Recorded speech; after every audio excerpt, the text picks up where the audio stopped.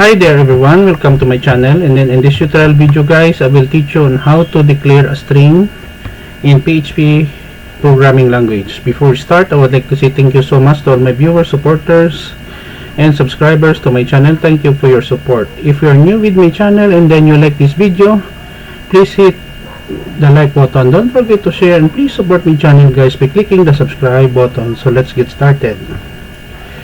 So we have here, I'm using Sublime as my text editor.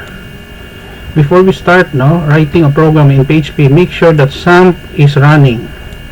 The Apache web server is running just like this one. Okay, so we have here the less than question mark PHP beginning tag $name. Every variable in PHP should be start with a $sign in the name equals Jacob Samuel Pomperada, double quotation, semicolon to end. Jacob Samuel Pomperada is my son. And then I have also here $school equals Negros, semicolon, $school dot equals Occidental, $school dot equals high school. It will combine the first word Negros, second word Occidental in high school.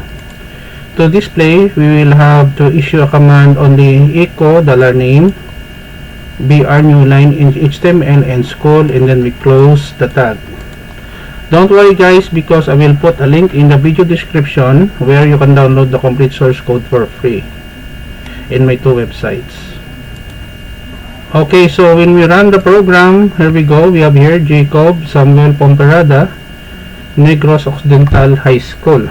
That's it. That's simple. If we can make some changes, let's say for example, my daughter is Juliana Ray Pomperada, and then the school is University of Saint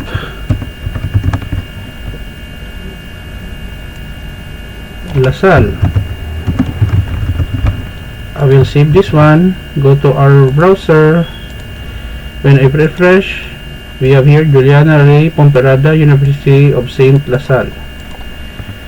That's it. That's simple, how to declare a string in PHP programming language. So this is the end of our tutorial video guys. I hope that you learned something new. Thank you so much guys for watching. If you do like this video, please click the thumbs up. Don't forget to like, share, and please support my channel guys by clicking the subscribe button. See you in the next video tutorial guys. This is your friend Jake saying bye bye for now.